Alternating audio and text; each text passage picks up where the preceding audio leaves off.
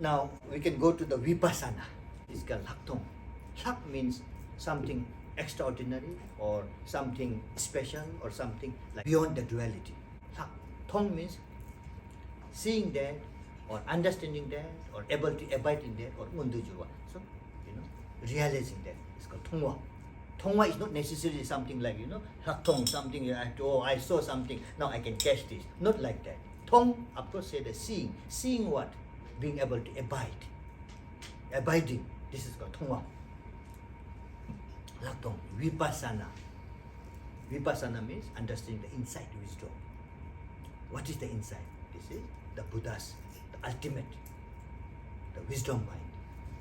And there's no difference between our mind and Buddha's mind if we realize it. But if we do not realize, there's always a difference. Tapdang, sherabdang, ninje, sungdujupa. Buddha is like top method.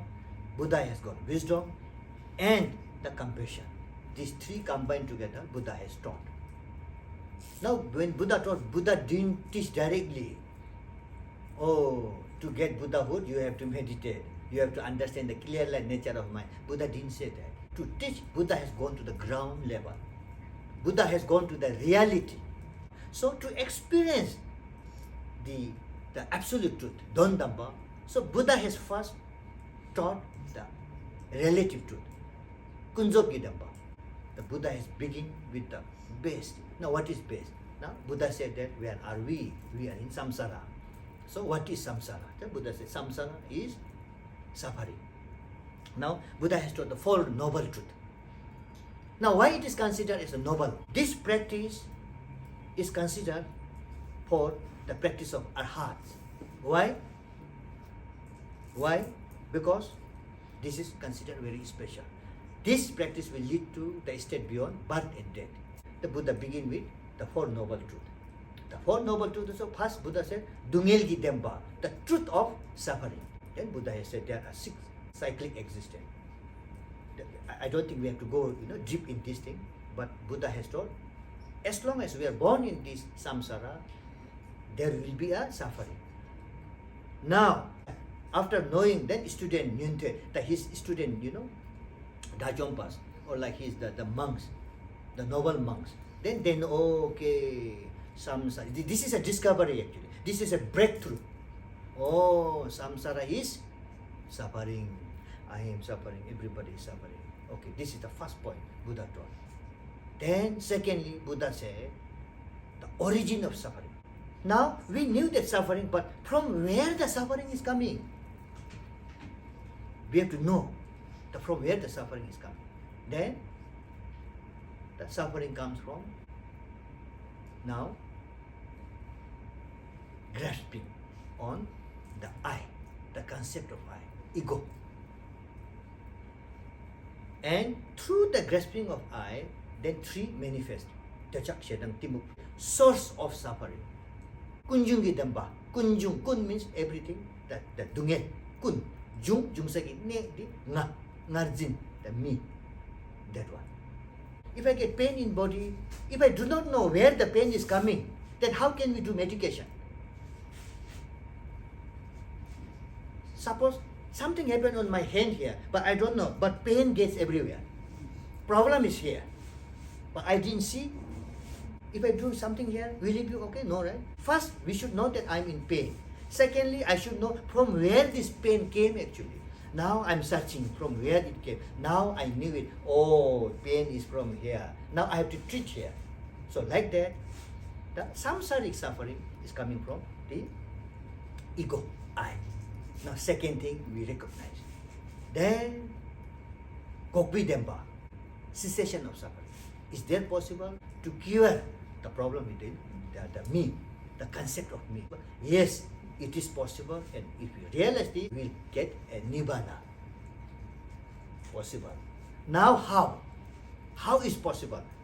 We have to practice. The fourth one is Lamgi Dempa, path.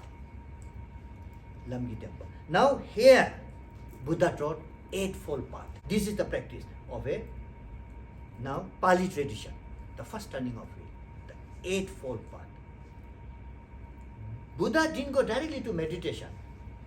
So Buddha has got so systematically operated the being in such a sequence manner. Now, firstly, truth of suffering.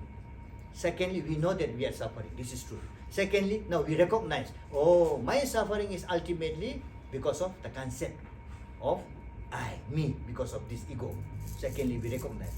If you overcome this ego, yes, there is possible of getting a state beyond birth and death. But just knowing these three things, we will not reach there now. Now, to reach there, again, Buddha has taught 8 noble fold path.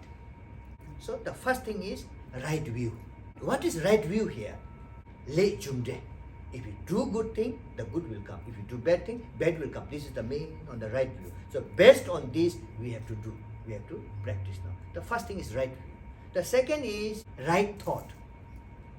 Even if we have a right view, but if our concept or thought goes somewhere wrong, not according to the view, then any time is possible of, again, not able to practice properly. Then, right speech. Right speech, not lying, no rude to, like speeches or gossiping, such thing. So then, right conduct, actions, no killing, no, stealing or like misconduct, like that. So, then right livelihood. The Buddha taught the 5th one is right livelihood. Now, what is right livelihood? The right livelihood is how I am sustaining now. Based on what? Oh, I've been killing animal and selling and I got money from that. That means not right livelihood. You are not sustaining your life based on the positive livelihood. On the cause of other suffering, you are living now. This is wrong. So Buddha said, therefore, your livelihood has to be according to the positive deeds, positive thoughts, positive view, positive speech, everything based on this. And right effort, not being lazy and this and that. Then here, when it reaches to the 7th point, then Buddha started talking about shamatha. Buddha didn't go directly. Buddha didn't jump directly. Now 7, right concentration. Right concentration. Then again here, Buddha didn't go directly. Okay, now let's go to the how to find the selflessness of I or ego. Buddha didn't go. Before doing the vipassana practice, Buddha knew that the people with the full of delusion, full of concept will not able to penetrate the wisdom, not able to understand the vipassana. So therefore, in the 7th stage, Buddha taught Shine, shamatha practice. So it is called right concentration. Now here, before going, yesterday only we actually talk about the shamatha. After shamatha, Buddha made ready the person, people, practitioner to understand the nature of mind. Here 8, then Buddha has taught right mindfulness or right wisdom. So here, now what is wisdom? The wisdom here is understanding the selflessness of I. So here Buddha has taught in the 8 noble fold path. The 8th one is the last. 7, Buddha taught shamatha. 8, in the right wisdom or right mindfulness, he taught the vipassana. Now, how to recognize? Suppose like we have I, right? Concept of I, ego. But when now we have to check. We have been suffering. Everything I do, whether I do good, whether I do bad, everything is connected to me. I am doing good, I am doing bad, I am not able to do this. Everything is, this is mine, I can see, this is my body, this, everything is connected with the I. So we have to understand what exactly is this. So here Buddha taught the vipassana, the lakthong. Now what is the vipassana taught by Buddha during the first turning of wheel? We should not get mixed with Mahayana or like second turning of wheel. We should not get mixed or like Vajrayana. Just now we are talking of the first turning of wheel, Pali tradition. What Buddha has taught, the Pali tradition.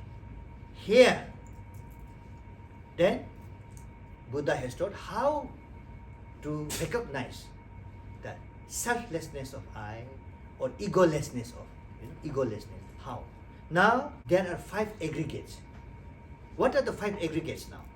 풍봉아, Zuk, Chorowa, Dushe, Duje, Namshe. You know 5 aggregates?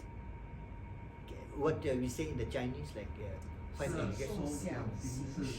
So yeah, if like sister could say like that, then everybody should understand this.